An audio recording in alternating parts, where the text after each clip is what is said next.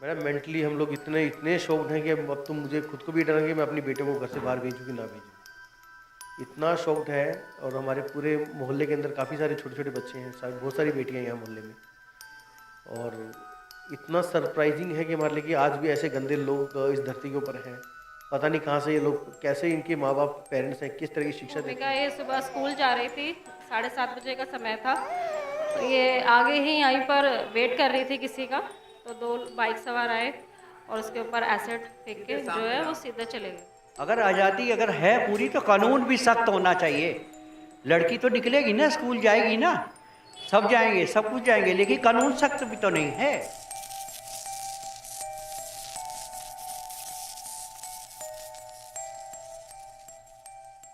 इस समय मैं साउथ वेस्ट दिल्ली के द्वारका इलाके में मौजूद हूँ। ये वही स्पॉट है जहाँ 14 दिसंबर की सुबह एक 12वीं में पढ़ने वाली छात्रा पर एसिड फेंका गया था।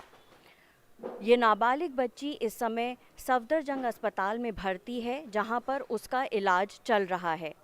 इस घटना के ठीक 2 हफ्ते पहले 29 नवंबर को दिल्ली महिला आयोग द्वारा जारी की गई एक रिपोर्ट में इस बात का दावा किया गया था कि एसिड सेल की गाइडलाइंस के बावजूद नॉर्थ डिस्ट्रिक्ट और शाहदरा डिस्ट्रिक्ट के एसडीएम द्वारा इंस्पेक्शन आखिरी बार 2017 में किया गया था।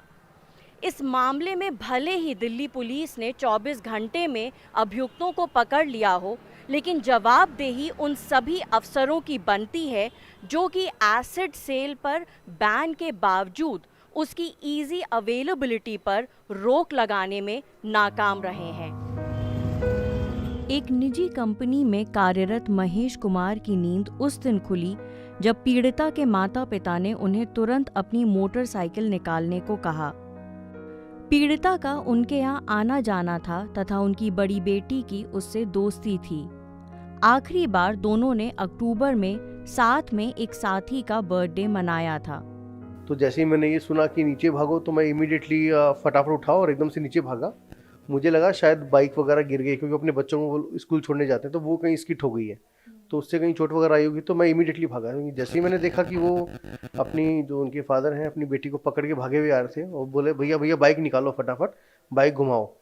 तो बोला, और जैसे ही मैंने बाइक घुमाया फिर मैं कुछ समझ पाया नहीं कि हुआ क्या है। एकदम से सडनली हमने बाइक घुमाई, बाइक पे बेटी को बीच में लिया और बिठा के इमीडिएटली हम लोग जो नियरेस्ट हॉस्पिटल है, ये माता रूप रानी मग्गो हॉस्पिटल, हम लोग इसमें उसको लेके। जब मैंने रास्ते में उनसे पूछा कि मैं बेटी के साथ हुआ क्या है कि इतनी गीली कैसे हो रखी है ये, तो बोला कि somebody put the acid on her face। तो बड़ा ही डिफिकल्ट हो गया उस सिचुएशन को देख कर के, क्योंकि एसिड डालना ही और उसके चेहरे पे से धुआं निकल रहा था, भाप भी निकल रही थी। तो हमारे लिए बहुत क्रिटिकल था। दीनदयाल में तो उसकी आंखें थोड़ी सी ओपन हो रही थी, लेकिन जब तक हम वहाँ पहुँचे तो उसकी आइज़ जो है वो ओपन होना थोड़ा कम हो गई थी। काफ़ी स्वेलिंग, हाई लेवल पे स्वेलिंग था, मतलब फेस हम लोग तो देख नहीं पा रहे थे। इतनी कितनी सुंदर बिटिया को ऐसे अटैक जानवरों ने किया है, पता नहीं क्या कैसी मानसिकता के लोग हैं जिन्होंने ये सब किया है ऐसा। पीड़िता की एक दोस्त के मुताबिक वो मुख्य अभियुक्त सचिन अरोड़ा को जानती थी, लेकिन 2 साल पहले जब पीड़िता का परिवार अपने नए फ्लैट में शिफ्ट हुआ तो आरोपी से बातचीत होना कम हो गया। इसके बावजूद आरोपी सचिन अक्सर पीड़िता का पीछा किया करता था। हालांकि इसकी जानकारी उसके माता पिता को नहीं थी। स्कूल का आखिरी साल होने के कारण उसने आगे की तैयारी शुरू कर दी थी। उसने एजुकेशन काउंसलर से लंदन जाने के बारे में भी पूछ रखा था। बेसिकली जो बिटिया है उसका ड्रीम था कि उसे जज बनना है, और उसने 12th के बाद में लॉ में एडमिशन लेना था, और उसका ये था कि उसको एक जज, एक अच्छा ऑफिसर बनना है, उसका ये ड्रीम है। जो हम लोगों से वो शेर अंकल मुझे जज बनना है, तो मुझे बड़ा अच्छा लगता था कि बिटिया इतना अच्छा वो सोचती है।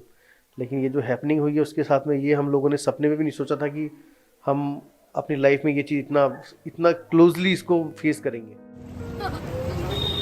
इस मामले में FIR Mohan garden police station में फाइल की गई है। पुलिस द्वारा सचिन अरोड़ा व उसके 2 दोस्त हर्षित अग्रवाल और वीरेंद्र सिंह को गिरफ्तार किया गया है।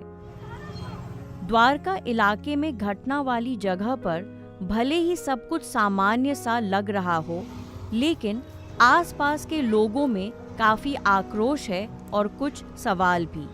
उस लड़की की हेल्प की है, जैसे पानी डाला है, दूध भी डाला है, लोगों ने हेल्प भी करी है उस पर उसी समय। जो सवेरे जैसे मॉर्निंग में कुछ लोग जिम से होके आते हैं, जा रहे होते हैं, या दूध लेने जा रहे थे दुकान पे जो अपना सामान लेना, वही थे। बहुत शांत इलाका था थोड़ा, तो उस समय ये जो है उन्होंने वारदात कर दिया। अब बच्चा स्कूल जा रहा है, वो तो मॉर्निंग में ही जाएगा। उस समय हमारी क्या मतलब कि यहाँ पे सबसे बड़ी बात एक चीज़ और है कि यहाँ पे विजिट भी होना चाहिए था। विजिट डर मतलब आप कुछ ना करें, लेकिन यहाँ पे अभी तक कोई विजिट नहीं है।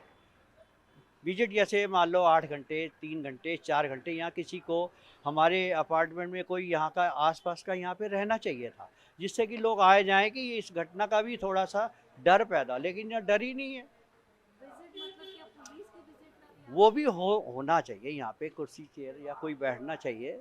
एसिड की बिक्री मैम देखिए सबसे बड़ी सरकार की कमी है। जब इन्होंने शॉप वगैरह पे बंद कर दिया है कि ये ऐसे नहीं होना, तो ऑनलाइन उन्होंने जब ऑर्डर करा तो ये ऑनलाइन कैसे बिक रहा है, मैं उसको भी बैन करवाना चाहती हूँ ईजिली। जैसे उन्होंने तो ऐसे ऑर्डर कर दिया जैसे हम कोई कपड़ा ऑर्डर कर देते हैं, तो मैं चाहती हूँ कि ऑनलाइन भी इसको बैन करना चाहिए। पिछले 7 सालों में इसी मोहल्ले में खिलौनों की दुकान चलाने वाले जसवीर शर्मा को इस घटना ने काफी झकझोर दिया है। घटना के बाद से वे अपने घर में बच्चों को लेकर फिक्रमंद हैं। बच्चों के बाहर निकलने देने पर भी मन में हिचकिचाहट है। मैं भी पूरे दिन यही सोचता रहा, यार मेरा भी छोटा बच्चा है, बच्चा आज जाएगा, अब दुश्मन किससे क्या निकाले। अब ये नहीं, एक तो सिंपल सी बात ये बताओ, आप घर में सफाई क्या एसिड से करते हो आज के टाइम में?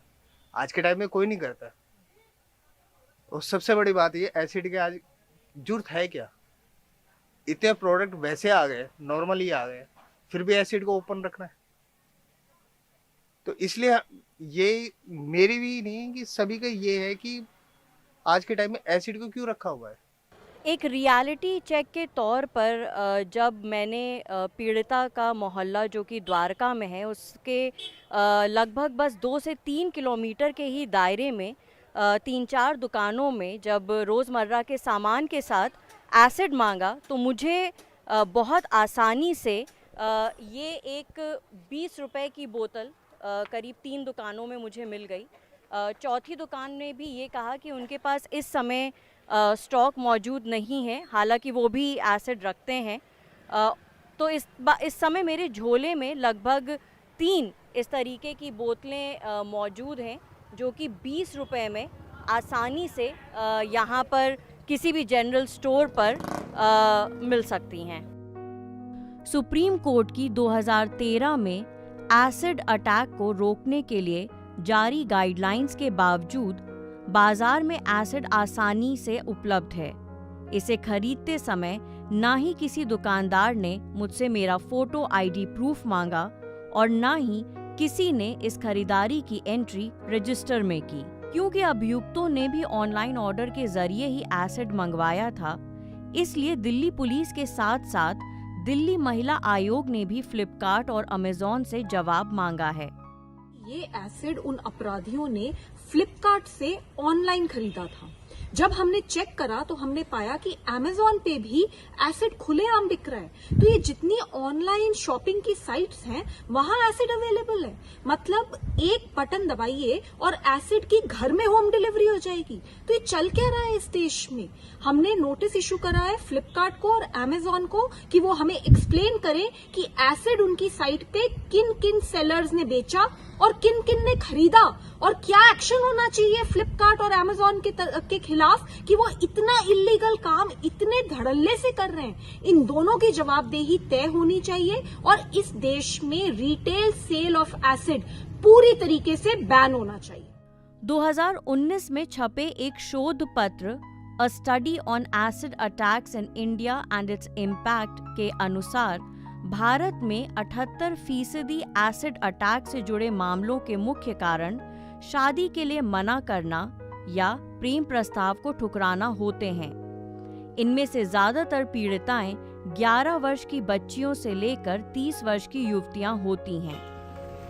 लेकिन इस घटना ने कई सवाल हमारे समाज के सामने फिर से खड़े किए हैं। ऐसा समाज जहां नारी को एक प्रोडक्ट या वस्तु की तरह पेश किया जाता हो, और उसकी पहचान को उसकी सुंदरता से तोला जाता हो, क्या इस विकृत मानसिकता का भी कोई इलाज नहीं होना चाहिए? कहने को द्वारका के इस मोहल्ले में महिलाएं देवी के रूप में दीवारों पर सजी दिखती हैं।